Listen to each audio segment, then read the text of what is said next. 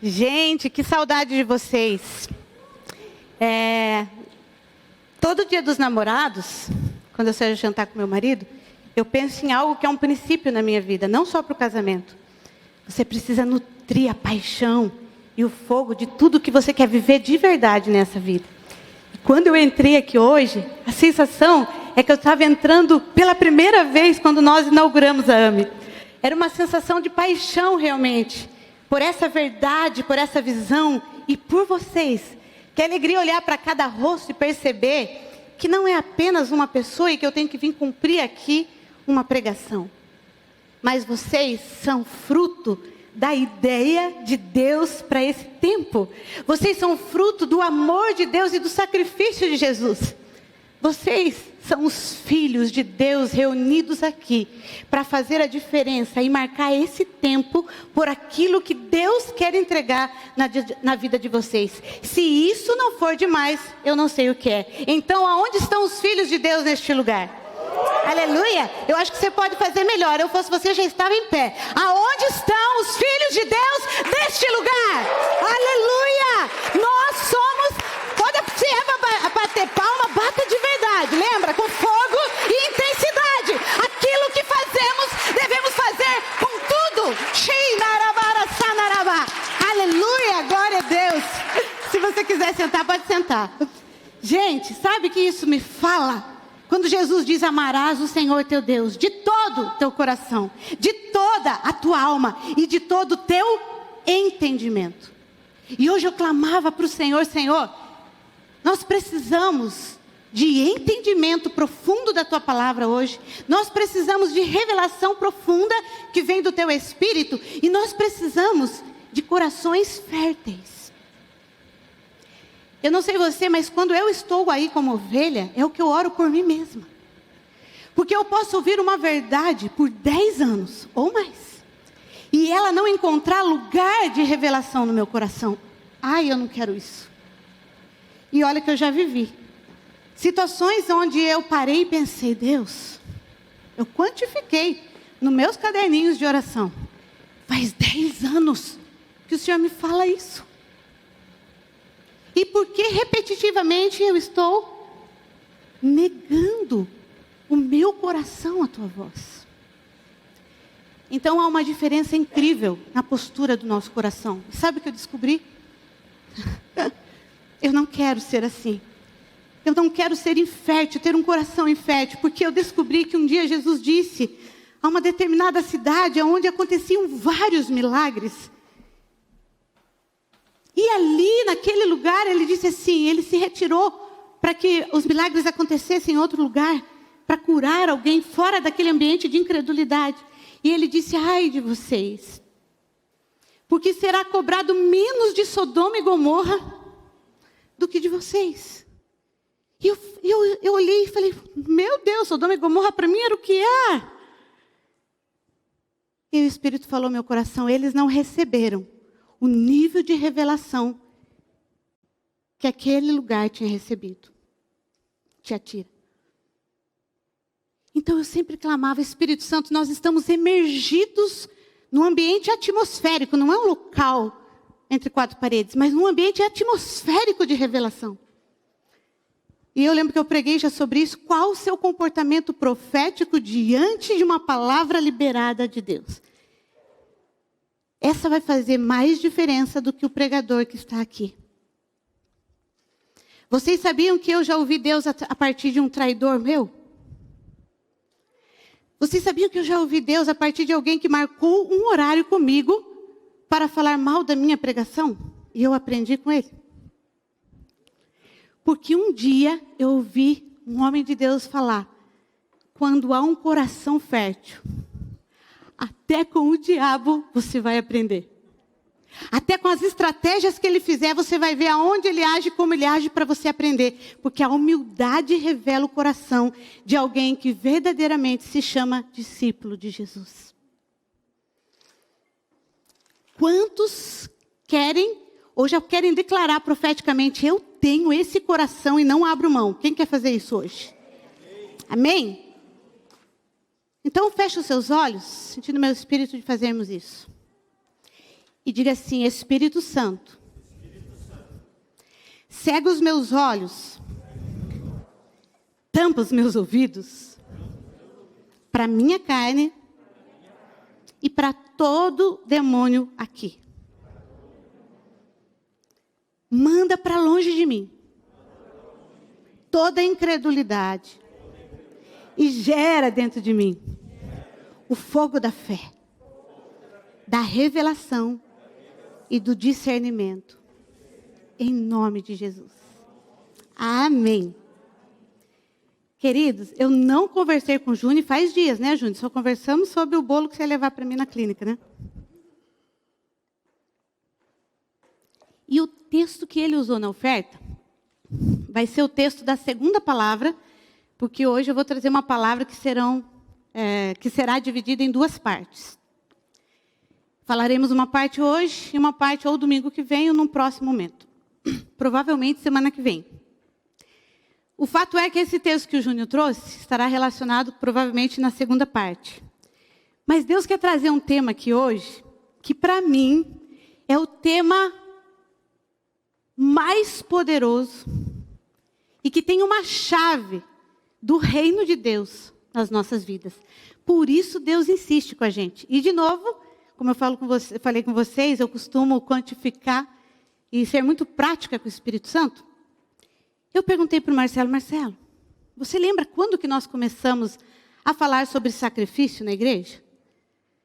Você lembra quando foi que nós recebemos aquela palavra do Danduque sobre sacrifício? E aí foi uma sequência. Inclusive ele mesmo falou aqui na igreja no vídeo. Quantos lembram disso? Isso começou em agosto do ano passado. Nós estamos em que mês? Junho. Meados do ano passado, meados desse ano. Eu falei: Espírito Santo, o Senhor quer falar conosco, repetir o assunto? Ele não, disse: eu quero continuar o assunto. E eu quero continuar em níveis mais profundos, para que vocês não apenas absorvam um conceito que nem sequer entenderam. Porque ainda quando falamos em sacrifício, muitas vezes o que vem no nosso coração, na hora que eu falo sacrifício, é como se a alma já fosse puxada assim para baixo, né? Eu que tenho a leitura aqui terapêutica, às vezes o semblante cai, às vezes os braços já se cruzam, né? Às vezes a gente já não dá tanto aleluia. Porque parece que é um conceito negativo. Mas a verdade é que o sacrifício na Bíblia, na verdade, é a essência do Evangelho. Sem sacrifício não haveria nada do que existe. Sem sacrifício não haveria nada do que nós dizemos viver como cristãos hoje. Só que o Senhor me trouxe algo. E eu perguntei para o Senhor: Senhor, eu não quero dar um nome para animar meus irmãos na alma. Eu quero que seja o tema que o Senhor deseja. E o tema que Ele me deu é: sacrifício gera herança. Estamos na vibe, hein, Jânio? Sacrifício gera herança. E eu comecei a observar, eu não sei se você vai lembrar, são muitas coisas, né? Eu só lembro quando o Espírito Santo me lembra que em uma das células online que nós fizemos, o Espírito Santo falou comigo, não me lembro em que contexto, e eu lembro que eu compartilhei isso, do ciclo entre sacrifício e herança. E eu lembro que no mesmo momento o Senhor já me deu um gráfico, não sei se é assim que chama. Não consegui trazer aqui escrito para você olhar, mas é muito usado nas ciências humanas mesmo, que se fazem estatísticas, ou que fazem estudos científicos, esse cronograma, ou esse organograma, ou esse gráfico. Onde você tem aqui sacrifício, tenta me acompanhar. Aí você tem uma flecha que vem aqui e fala herança. Só que desse mesma herança sai outra flecha que volta para o sacrifício. Isso se chama ciclo. Fala comigo, ciclo. Então, ciclo é uma coisa que parece que não tem fim. E parece ter a ver com o conceito de eternidade. Imagina a nossa aliança. Eu falo em casamento sobre eternidade, exemplificando isso. Um círculo é uma figura geométrica que expressa eternidade. Então, tirar meu óculos, meu marido está me anunciando. Gente, a gente esquece que os óculos, né? Então, pensa num círculo. Ele é uma figura geométrica que expressa eternidade, continuidade. Então, o sacrifício e herança, ele traz duas realidades e duas verdades, que uma está conectada à outra. Ou seja, é impossível ter herança sem ter sacrifício. Como não será uma herança eterna sem que tenha sacrifício dela? Olha que interessante. Parece um beco sem saída. O fato é que a nossa mentalidade humana trabalha com esses conceitos de uma forma racionalizada, negativa e errada do ponto de vista do reino de Deus. Porque nós olhamos para o reino e a palavra diz: aquele que perder a sua vida, ganha-la. Melhor é dar do que receber. A gente lê isso e parece tão poético e profundo, verdades bíblicas que a gente até conhece de cor, mas ao viver na prática, é desafiador, porque muitas vezes aqui dentro a revelação disso ainda não é completa. Mas o fato é que no reino de Deus esse ciclo ele é real e ele se repete com frequência. Existem tempos da nossa vida que serão tempos de sacrifício. Existem outros tempos que serão tempos de herança. Mas acontece que quando chega o tempo de herança, não é para nossa alma imaginar e pensar assim, ufa. Sabe aquela sensação? Ufa, passou. Como, por exemplo, os anos temáticos da nossa igreja. Ai, passou a gratidão na tribulação. Lembra quantos falavam assim? Como se a gratidão na tribulação fosse só aquele ano. E como se a tribulação fosse uma vez na sua vida. E uma vez vencida, nunca mais. Não funciona assim. Há tempos, e a própria palavra diz, há tempo de abraçar, há tempo de parar de abraçar. Em que tempo nós estamos? Ai, que irmão obedecido, olha isso. É tempo de parar de abraçar, mas isso não é de Deus? É de Deus, porque é o tempo profético para esse momento. Existe um propósito nesse sacrifício. Qual será?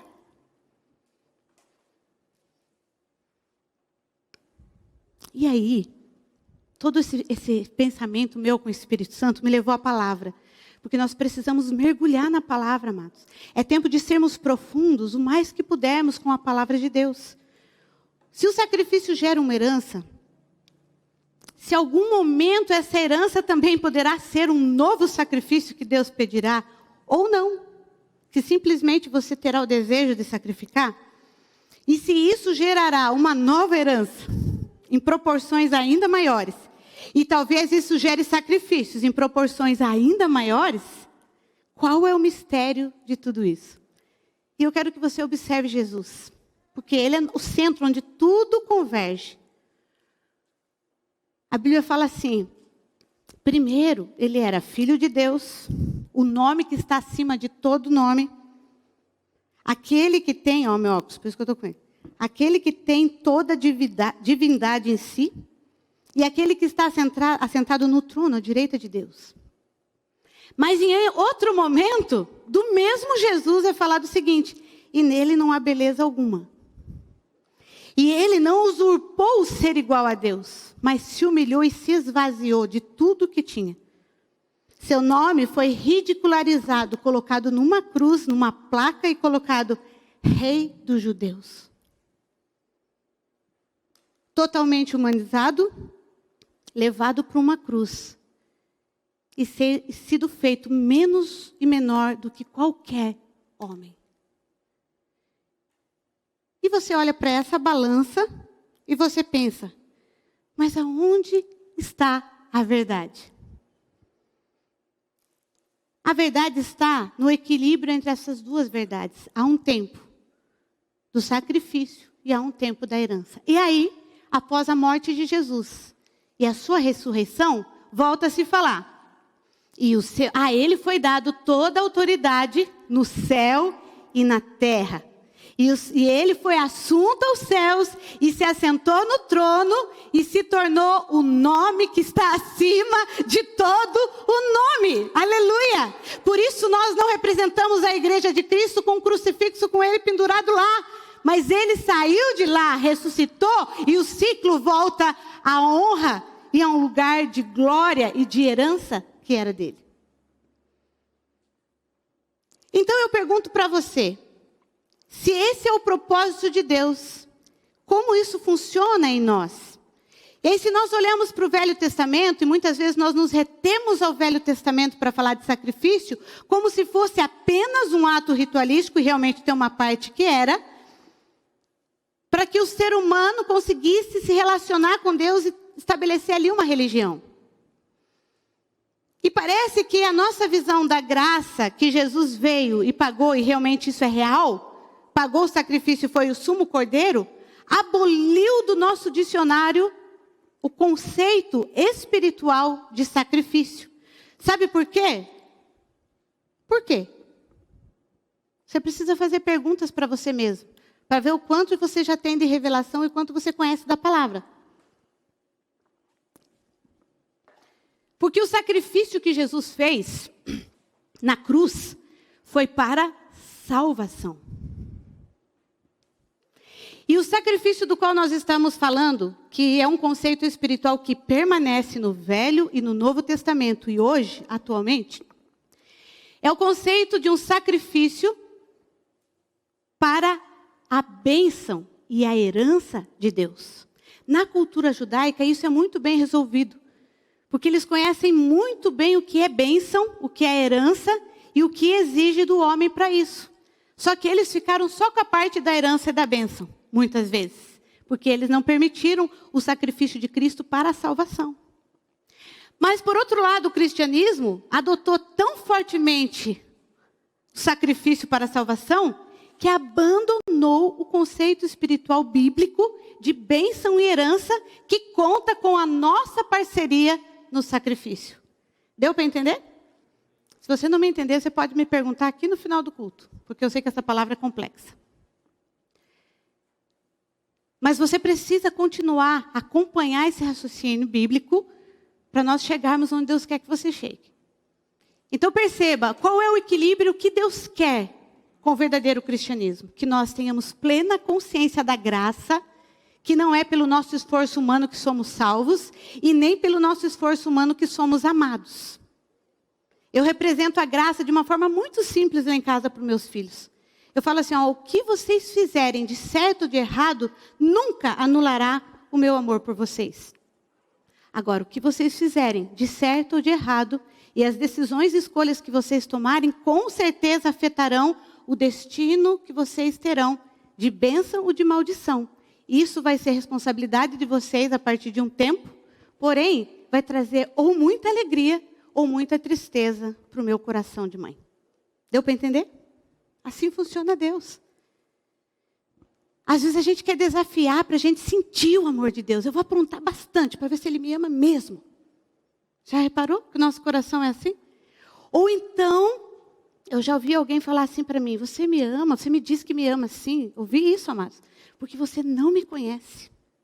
A hora que você me conhecer, vai acabar esse amor. Ela teve coragem de falar, mas quantos de nós não pensamos assim? E por isso colocamos uma máscara social para sermos amados. O amor de Deus é incondicional. Mas por que então Deus fala em sacrifícios? Porque Ele quer te abençoar. Porque Ele quer ser feliz em ver um destino de bênção e de herança na tua vida. Ele quer que você seja próspero no corpo, na alma e no espírito. Essa é a visão do Pai para os seus filhos. Agora, existem os filhos que vão viver apenas do amor incondicional. E na graça, e irão para o céu. E são filhos de Deus. E isso é graça, inquestionável, independente da tua atitude. Mas, existem os filhos que são ligeiros.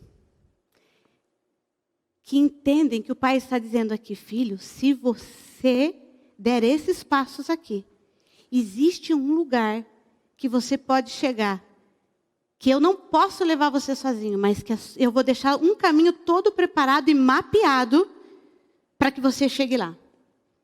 Sabe por quê? Porque Deus olhou e viu um mundo cheio de pecado.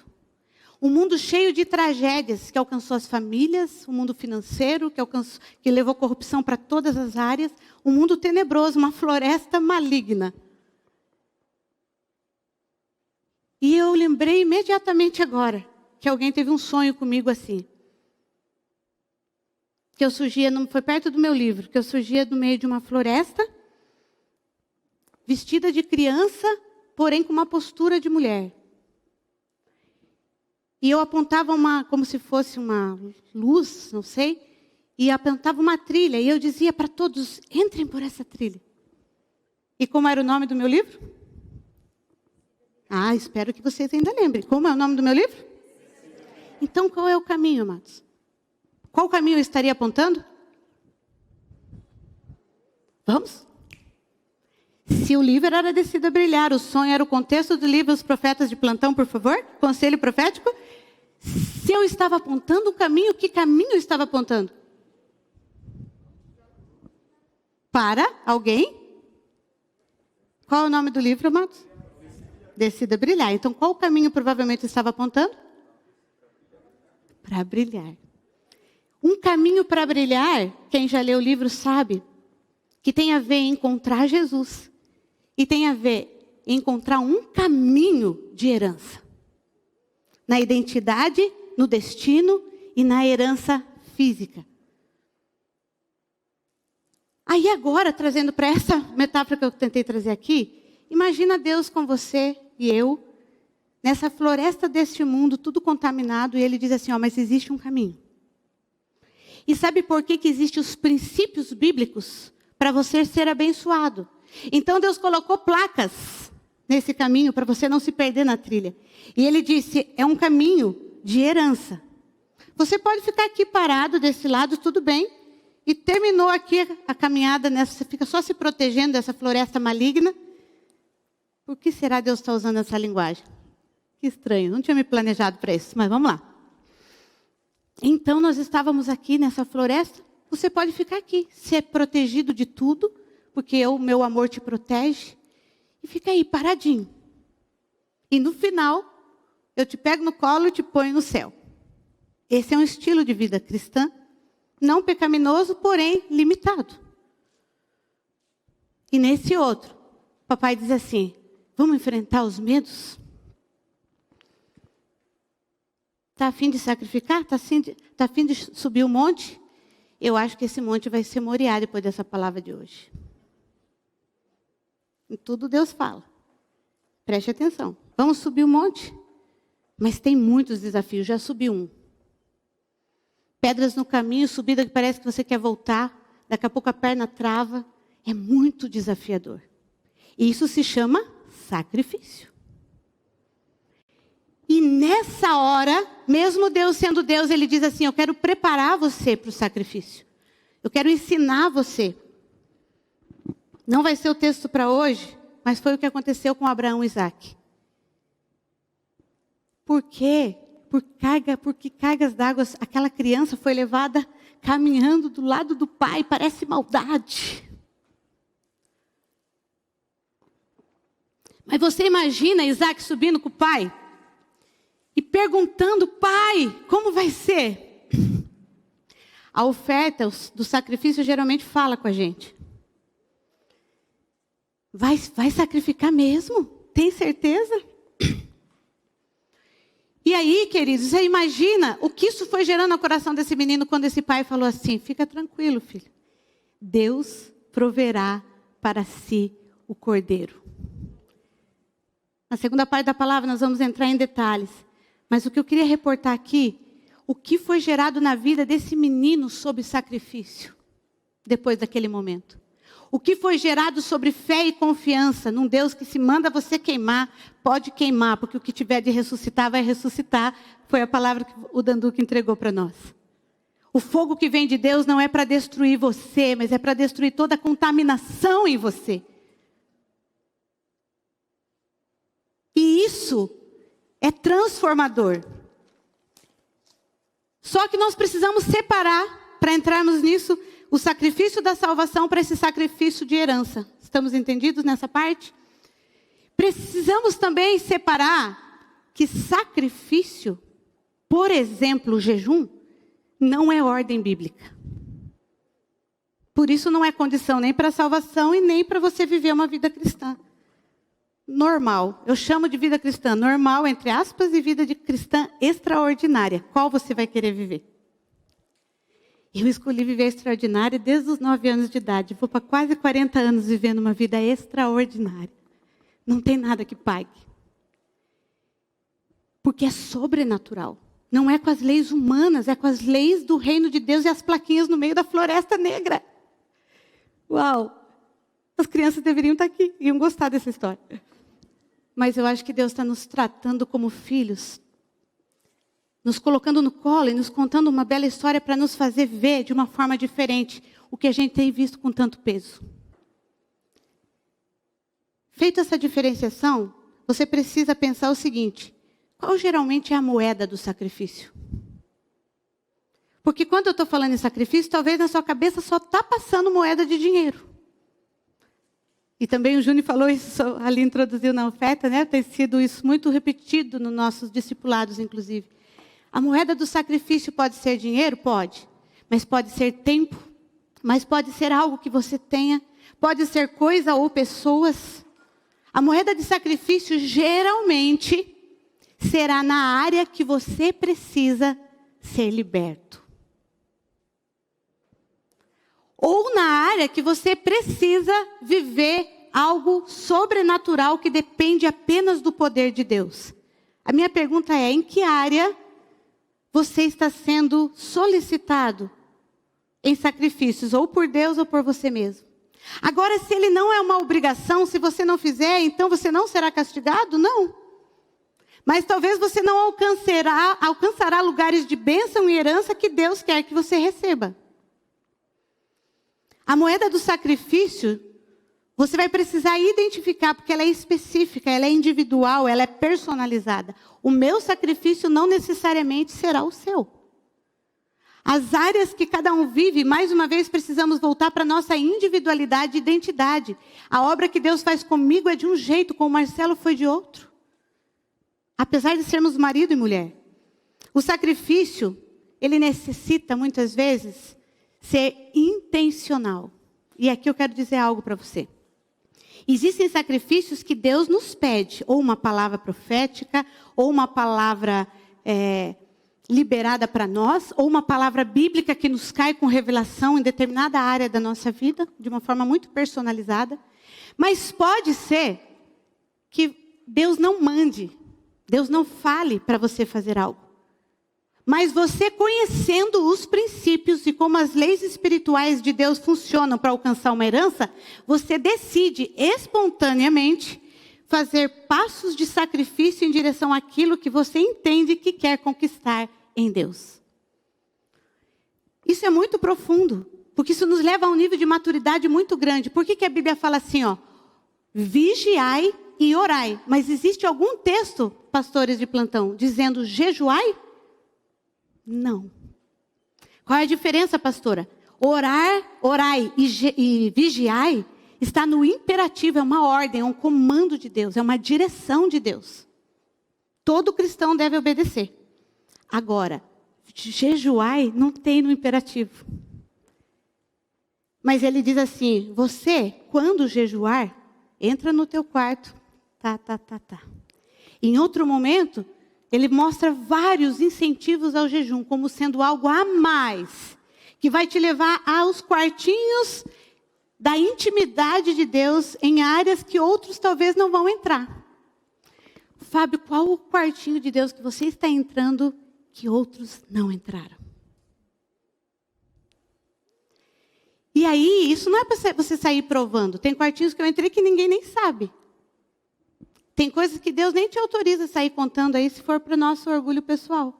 Mas existem coisas que eu tenho certeza que eu experimentei que o outro não experimentou. E não é porque eu sou melhor. É porque eu tive coragem de entrar num quartinho através de um sacrifício que outro ainda não teve. Só isso.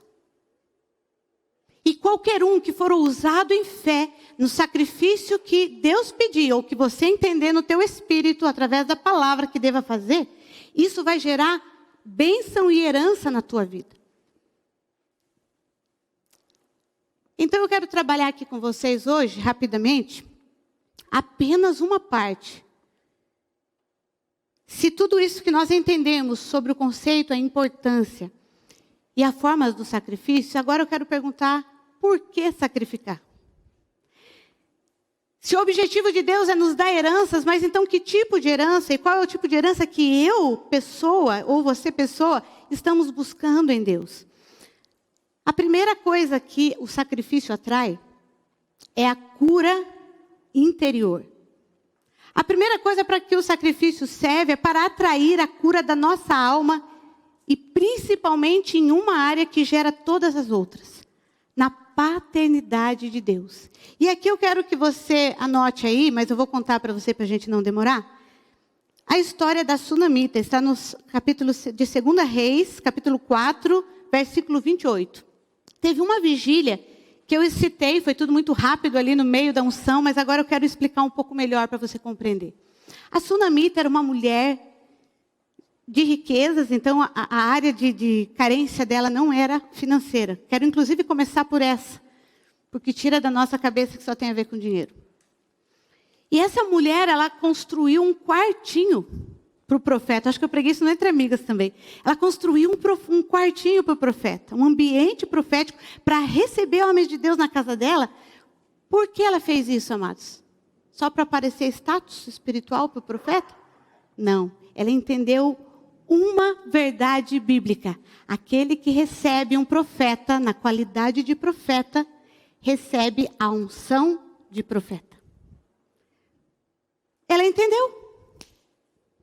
Sabe aquela coisa que às vezes você tem? Ai, não, na minha casa jamais os pastores entrarão. Totalmente antibíblico, né, amor? Totalmente antibíblico. Você tem que pensar assim, ó. Quem recebe profeta na unção de profeta, receberá a unção que está no profeta. Você pensa que eu viajei, cancelei uma agenda inteira de uma tarde minha, que é bem significativa. Fui lá para a Fazenda Rio Grande, atrás do Danduque, por um dia que Deus me mandou ir. Por quê? Eu fui atrás de uma herança. Esperteza espiritual. Deus me disse que havia uma herança na vida dele, que Deus queria me entregar.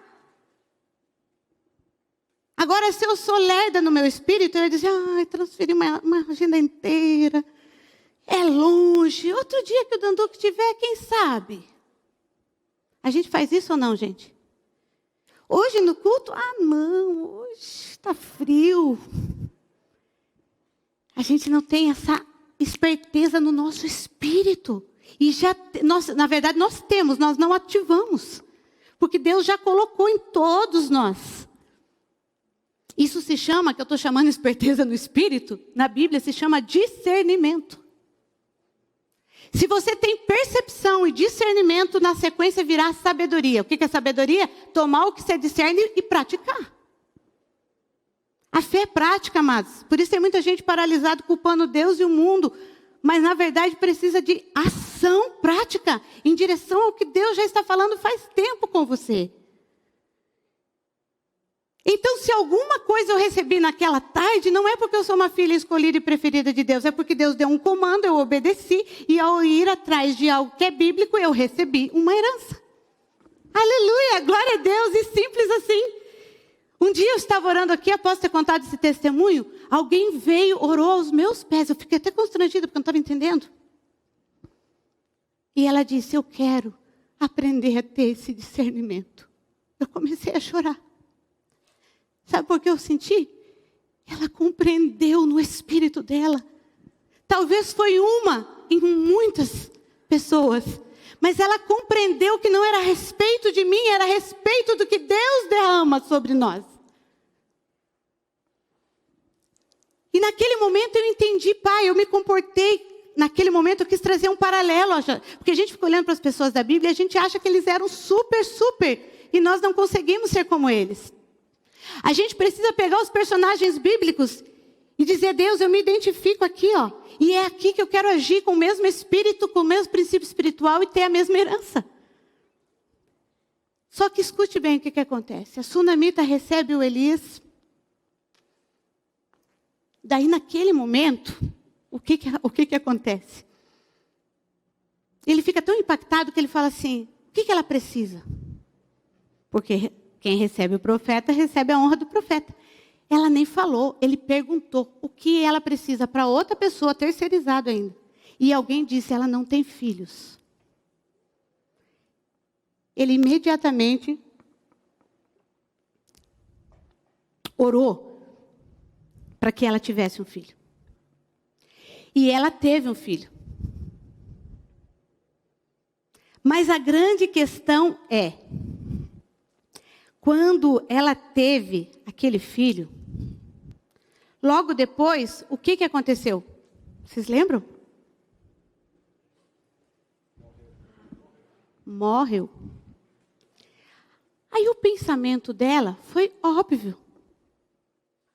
E a pergunta dela foi óbvia, também de alma.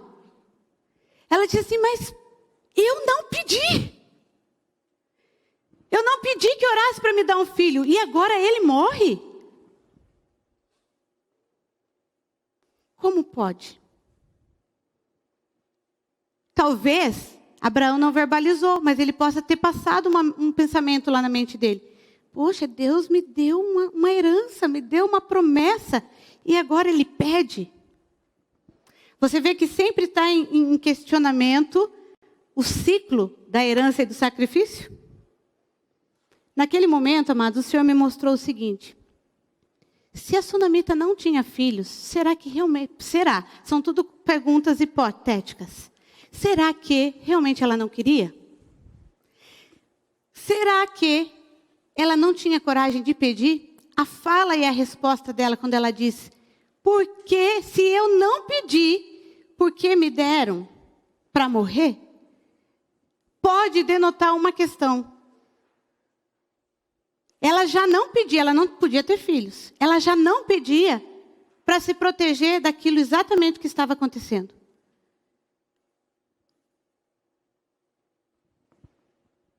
Para que eu vou pedir? Para daí eu receber um não? Para que se você nunca pensou isso, será que não? Para que eu vou pedir para depois ser pedido de sacrifício? Então eu já nem penso. Não vou nem usufruir do que eu recebi, porque daqui a pouco mesmo vão me tirar. Todos esses pensamentos que eu estou trazendo aqui, eles são contaminados por falta de segurança na nossa paternidade de Deus. Sem perceber uma dor e uma mágoa contra Deus, queridos. E a gente tem que ser honesto em admitir isso. Porque a gente não compreende, porque a gente não entende, porque nos fere, porque nos dá, depois nos tira. Então parece que, como assim, Deus é pai? Só que pai que é pai, e o filho que está curado na sua paternidade, ele confia absurdamente. Ele faz coisas desafiando até o pai, porque ele sabe, ele é meu pai. Não vai dar nada. Ele é meu pai. Às vezes, foge até para o outro lado da moeda. Mas quando a gente fica assim, não, então é melhor eu não pedir. Se Deus já sabe o que é para mim, eu vou deixar. O que acontecer, aconteceu. O que não aconteceu, eu não sofro e não preciso lidar com os riscos e a frustração desse pedido. Mas isso revela o nosso coração doente ainda na paternidade de Deus. E um dia eu aprendi algo que eu quero dividir com você. Filho que é filho, pede o que quiser. Agora aí, 1 minuto. Peça o que você quiser para Deus. Parece que você vai ficar até intimidado. Peça. O que você quiser. Mas e se for ridículo? Peça. Mas e se for absurdo? Peça. Mas se estiver infectado de orgulho? Peça. Mas se estiver com soberba e vaidade? Peça. Pediu? Se for muito infantil, peça. Estamos aqui no meio da floresta. O que vamos dizer de infantilidade? Pediu? Pois bem. Aí o pai vai ouvir. Fala, filho. Primeiro, precisamos ter coragem de falar para ele. Segundo, pode ser que ele diga sim. Pode ser que ele diga não por agora. E pode ser que ele diga não para sempre. Como você lidaria com isso? Quando você chega no ponto de pedir o que quiser, mas está preparado para ouvir os nãos de Deus, e com explicação ou sem explicação, e confiar plenamente que Ele está no comando, então nós estamos chegando lá na nossa paternidade. Estamos compreendendo um lugar de segurança, que se o não de Deus vier, existe um propósito tremendo. Eu ensinei isso para meus filhos desde que eles começaram a falar. E o Pedro, ele é muito ousado fazer e pedir, sempre foi. E eu dizia, isso mesmo, filho, botava fogo ainda. Porque errei um pouco com o primeiro, não queria errar com o segundo. Vamos, pode ir, pede tudo, fala tudo, faz tudo, no sentido ali com a gente. Aí o que acontece? Na hora de ser podado, consertado, disciplinado, precisa também saber lidar. E quando nós aprendemos a saber lidar com isso, nós estamos entrando num lugar de confiança. E um dia ele falou para mim, mãe, eu pedi isso porque eu tenho fé. Você não disse que eu tenho que ter fé? E porque isso e isso, para justificar, é meio que manipular a situação no meu discernimento. Aí eu falei assim para ele, sim, mas existem horas que você vai ter que ter a fé para suportar o não, até que venha a explicação. Ele me olhou com os olhinhos estralados. Passado um tempo, uma situação se repetiu, o que ele disse para mim? Não, mãe, agora eu sei, eu tenho que aprender a esperar. E ter fé é isso também. Então, nós precisamos a entender esse lugar da paternidade. O que aconteceu? Isso veio para fora, é como um pulso que tem que vir para fora. Como ela não pedia, estava escondido. Na hora que aconteceu tudo isso e Deus permitiu a perda, não era para lhe ocasionar mal, mas era para expelir o pus para ser curado. E é tão interessante, mas pastora, por que funciona assim? Porque nós estamos num mundo pecaminoso. E até mesmo, e aqui é muito profundo essas questões que nós estamos falando, daqui a pouco eu quero falar sobre iniquidade e maldição. Mas essas coisas, elas são muito profundas dentro de nós, arraigadas. E para serem arrancadas, Deus não quer, mas muitas vezes precisam situações nos espremerem para que a gente chegue lá. A outra questão que vem muito forte, eu só vou falar sobre essas duas, sobre a cura, é na ansiedade. E sabe aonde eu vi isso? Na vida de Jairo. Você lembra Jairo? Chefe, comandante de uma iniciativa sem igual, porque o cara corria atrás de Jesus para buscar aquilo que ele queria, sim ou não? Não era passivo.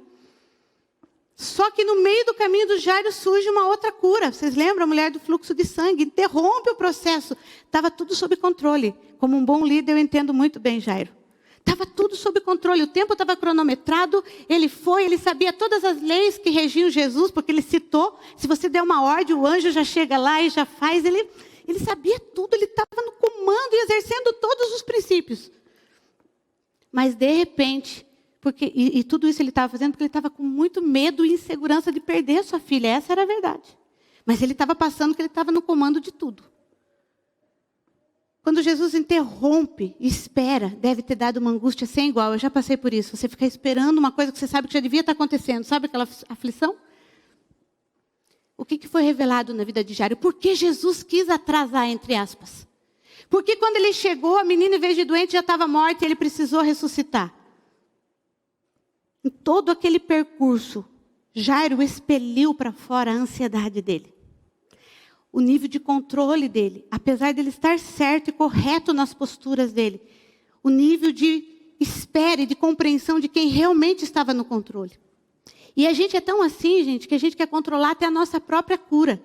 Deveria ser assim, deveria ser rápido, deveria ser desse jeito. Não deveria precisar de pessoas, tinha que ser na hora, porque Deus pode. E a gente quer determinar para Deus como é.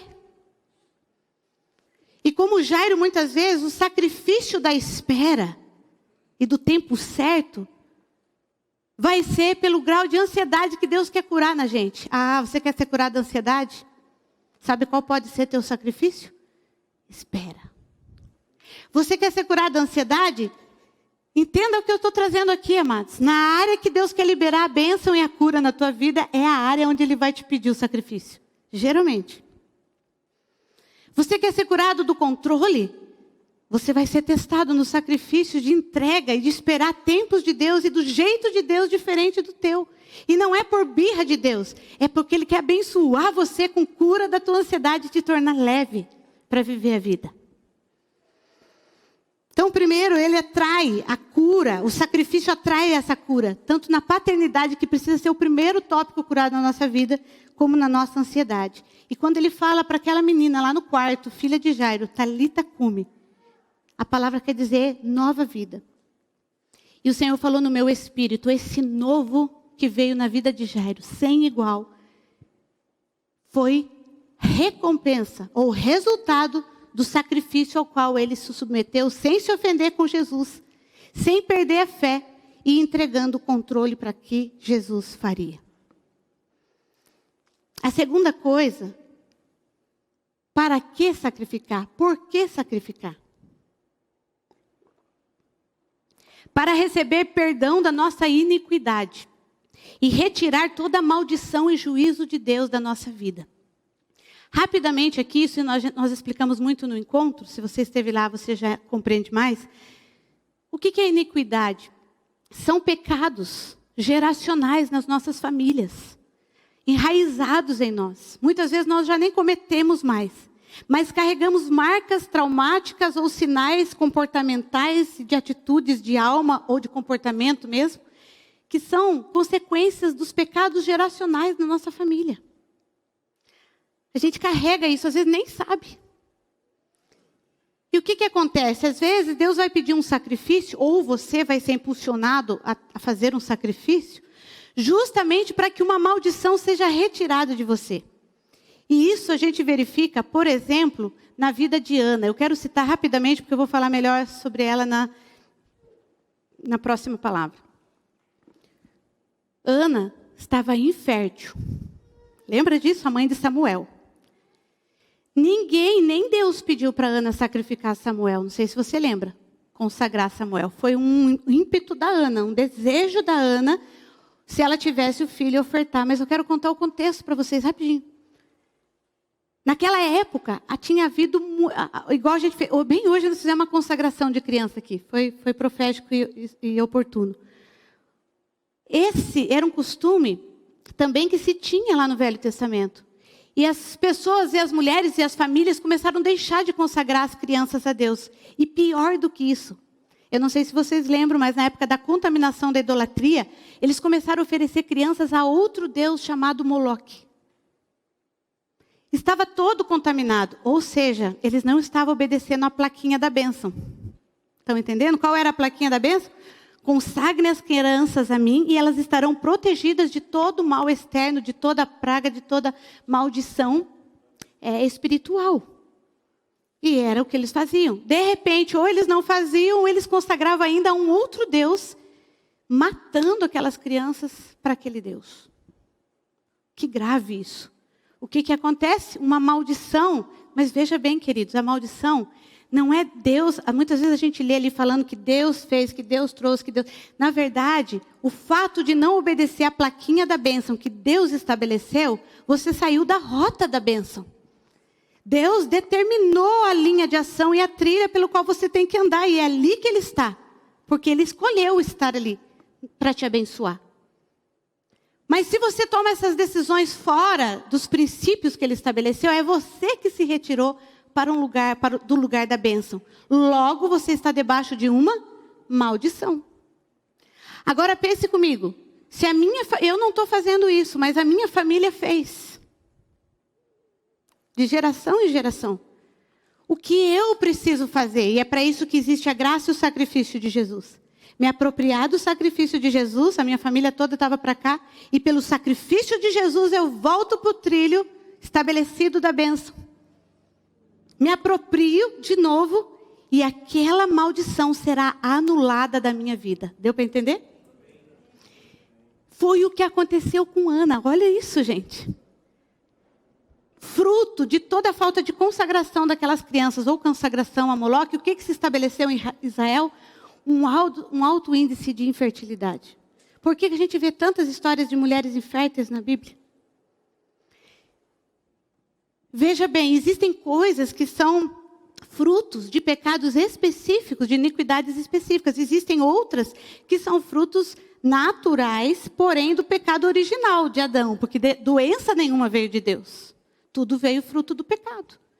O fato é que precisa de estar debaixo da graça para ser redimido e se libertar dessa maldição. E Ana fez isso. Então, mas veja bem, quando a Ana ofertou Samuel, o que ela estava fazendo, gente? Isso que eu quero que você perceba. Ela estava redimindo, voltando para o lugar, estabelecendo a bênção na vida dela, primeiro pessoal. E na outra palavra nós vamos falar como que isso depois aconteceu a nível geracional. Como isso aconteceu a nível de nação de Israel. Uma atitude de uma pessoa pode redimir a sua geração. E pode redimir uma nação. Você pode enxergar o que o Espírito está nos revelando? O poder que Ele está outorgando a nós? Aí eu quero citar aqui rapidamente 3 viúvas. Naquela época, estar viúva era sinônimo de estar sem recursos financeiros, porque as mulheres não trabalhavam a ponto de se sustentarem. Elas ficavam totalmente desamparadas financeiramente. Agora pense bem, no Velho Testamento, a viúva de Sarepta, aquela que recebe o profeta na sua casa também, e o profeta pede para ela fazer o último bolo que ela tinha, os últimos ingredientes que ela tinha, porque Deus mandou ele fazer isso. Nós já trabalhamos algumas vezes em cima desse texto, mas o que Deus estava querendo fazer? Judiar dela, gente. Se a gente pensa assim, a gente não está olhando Deus como pai. Deus estava querendo fazer o mal, tirar até o que ela tinha, porque Deus estava sendo carrasco e castigando o pecado dela? Não. Mas talvez ela estava debaixo de algum tipo de maldição na área financeira, por exemplo. Quando Deus pede aquele sacrifício, em outras palavras, Ele estava falando: entre para a minha trilha de novo, entre para as minhas plaquinhas, entenda o caminho do sacrifício na área agora financeira. O que ela fez?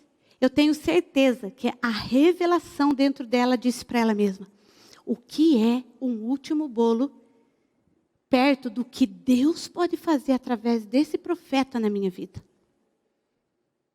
E foi exatamente o que ela fez. Ela sacrificou exatamente, no caso dela, tudo. Veja bem, amados. Algo muito específico que aconteceu com algumas pessoas na Bíblia. Mas que Deus, ou Jesus no Velho Testamento, a respeito da viúva pobre, por exemplo, vocês lembram? Jesus não olhou para ela e disse assim: não, você está muito precisando, leve o teu dinheirinho, a gente não precisa dele. Jesus fez isso? Jesus disse que nunca havia tido uma fé como a dela e que todos saberiam daquele acontecimento, como nós sabemos hoje. A Bíblia não conta a sequência, mas eu tenho certeza dentro de mim que a sua história foi transformada e redimida, porque Deus não é um Deus que usa a tua última moedinha para te deixar à mercê ou para te castigar, porque Ele não é assim. O meu Deus, a quem eu chamo de Pai, não é assim. Araxanarabá.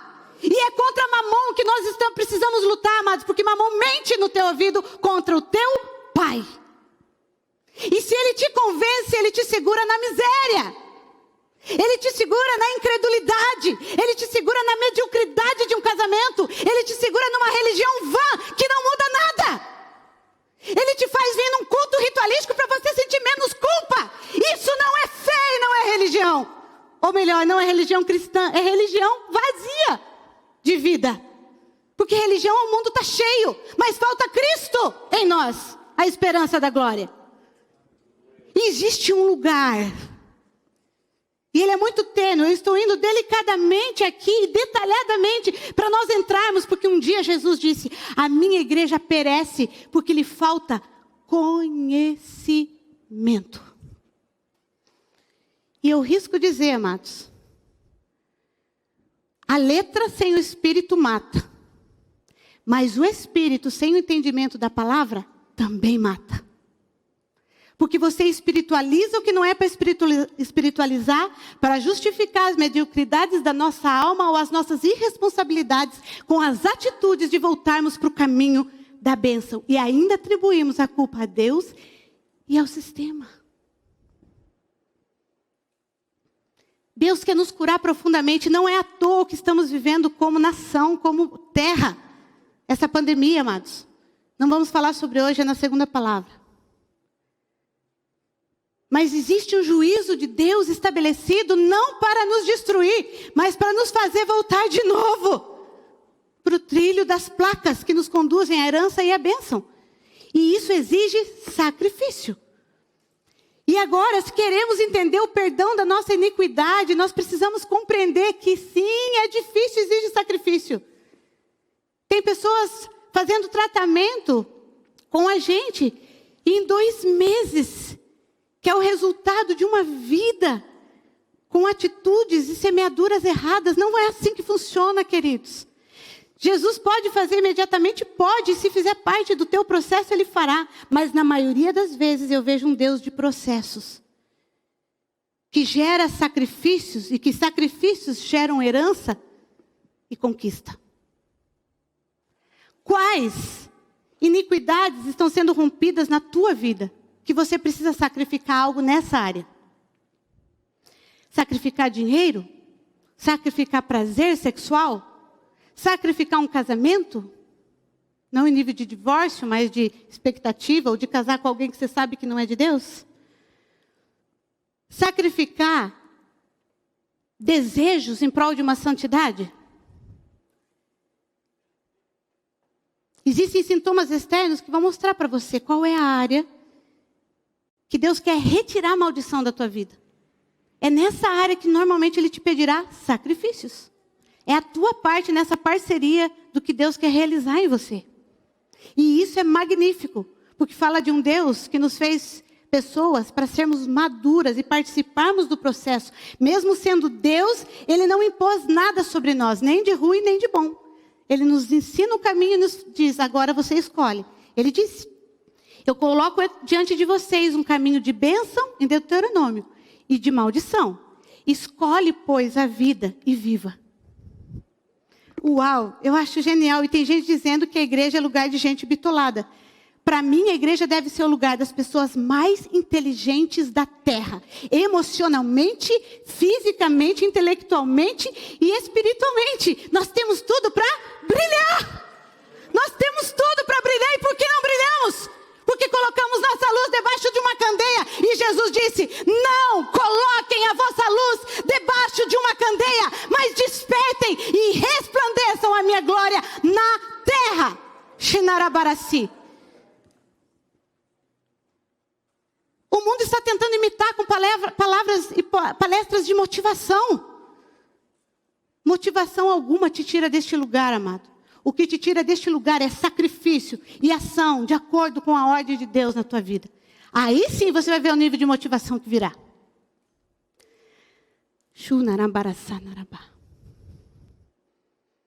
Aquela mulher, a viúva de Sarepta, a mesma,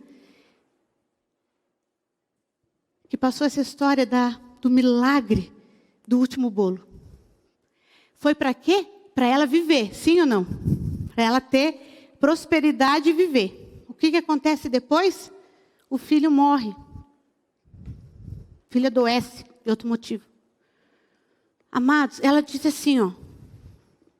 Viestes para me mostrar minha iniquidade e matar meu filho? Primeiro revelou a dor no coração dela. Deus aparece, pastores aparecem, profetas aparecem, para revelar meu pecado. Tinha gente que não falava comigo, eu descobri depois que era por medo de Deus revelar pecado. Primeiro que Deus não revela pecado para te envergonhar publicamente. Tudo errado. Segundo, você tem que mais é que querer que Deus revele teu pecado oculto, amado. Eu oro todos os dias, Deus, o que está oculto a mim, revela. Porque isso que está oculto eu não posso me arrepender, logo eu não posso entrar no caminho da graça e vivo preso. Você vê que a gente vive ao contrário, a nossa religião muitas vezes é o contrário do que Deus e Jesus pensam.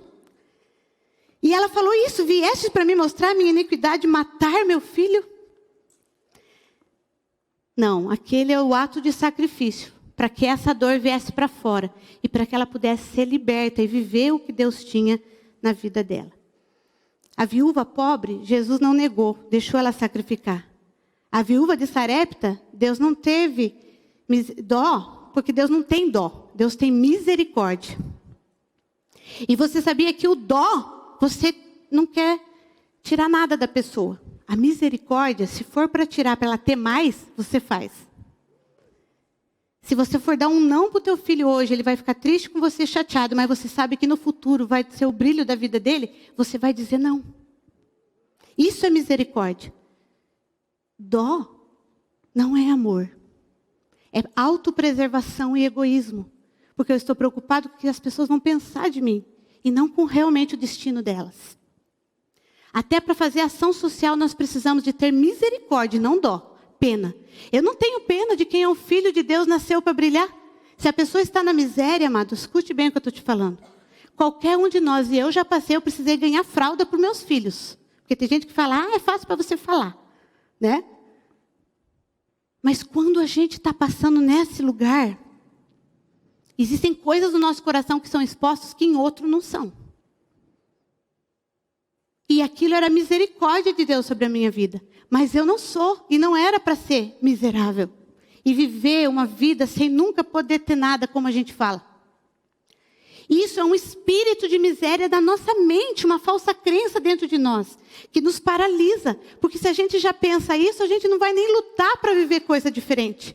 Você fica paralisado nesse espírito de miséria. Sabe o que Jesus estava permitindo? Esses sacrifícios.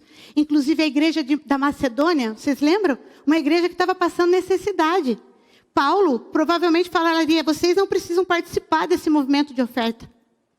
Eles falaram, por revelação, ninguém os obrigou. Não, nós queremos fazer parte, porque nós sabemos onde isso vai dar para nós.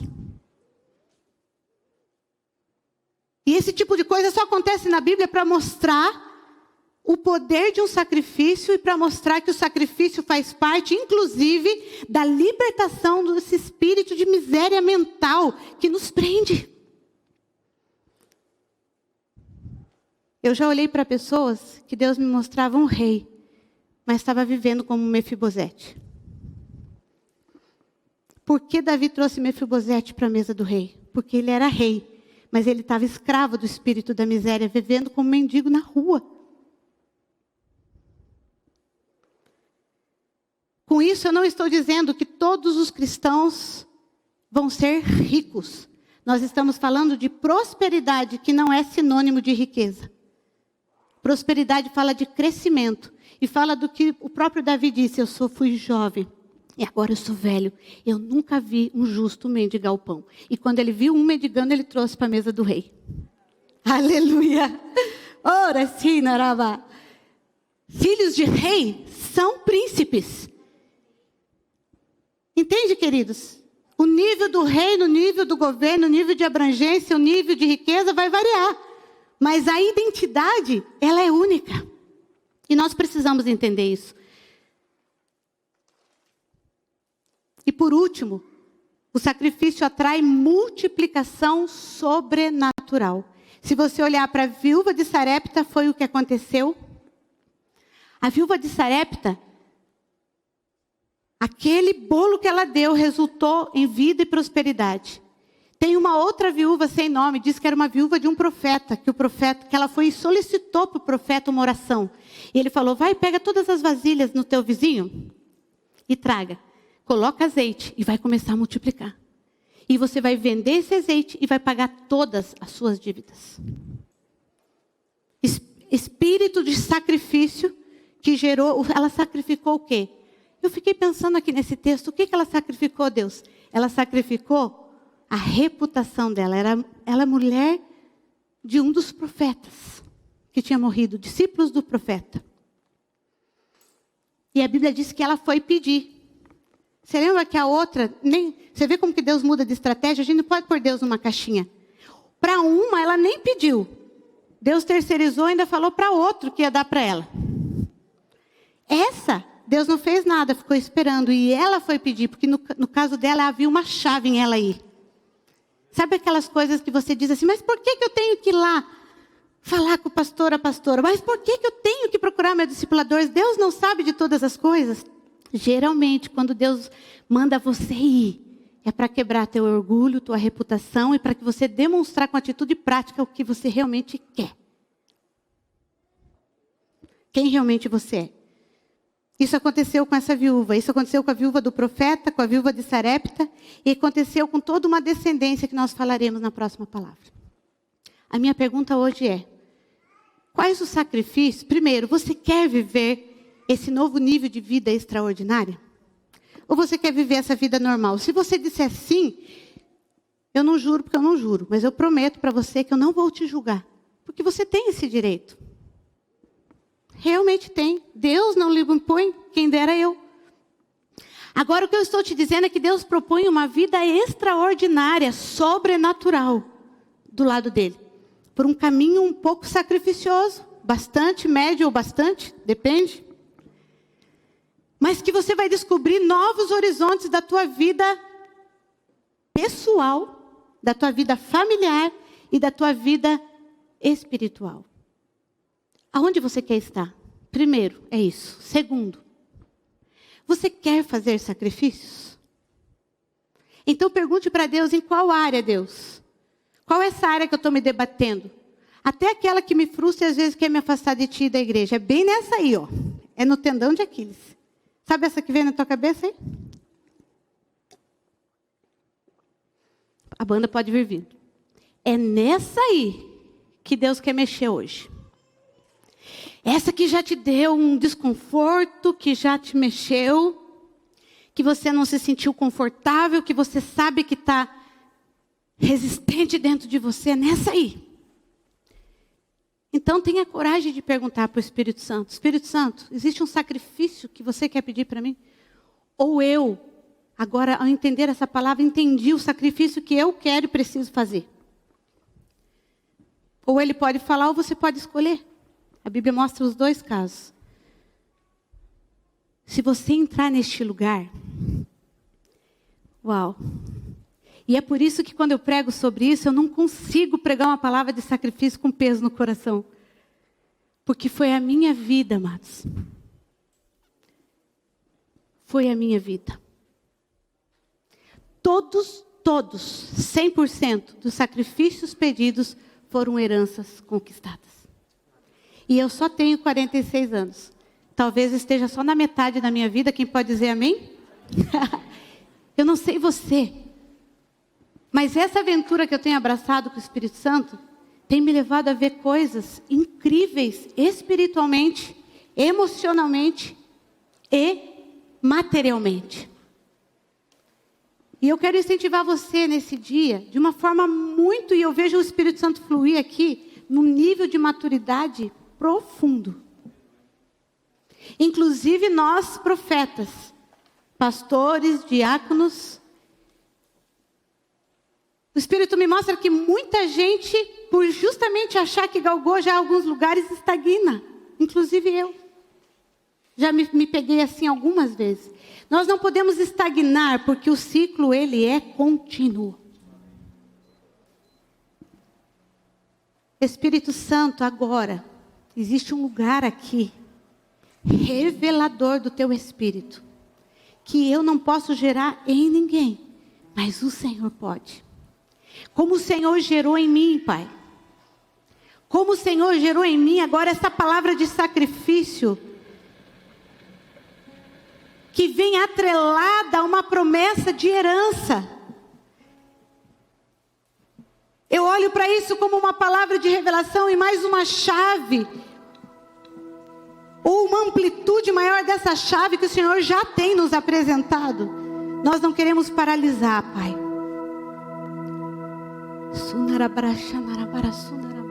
Temos vivido dias de sacrifícios. Que alegria vermos uns aos outros, Pai. Mas há um sentido em não nos vermos com tanta frequência hoje, porque o Senhor não faz nada sem sentido. Oferecemos esses sacrifícios ao Senhor, agradecemos pelo privilégio de estarmos juntos hoje. Mas, Pai, eu quero clamar agora, Espírito da verdade, da revelação, move dentro de nós.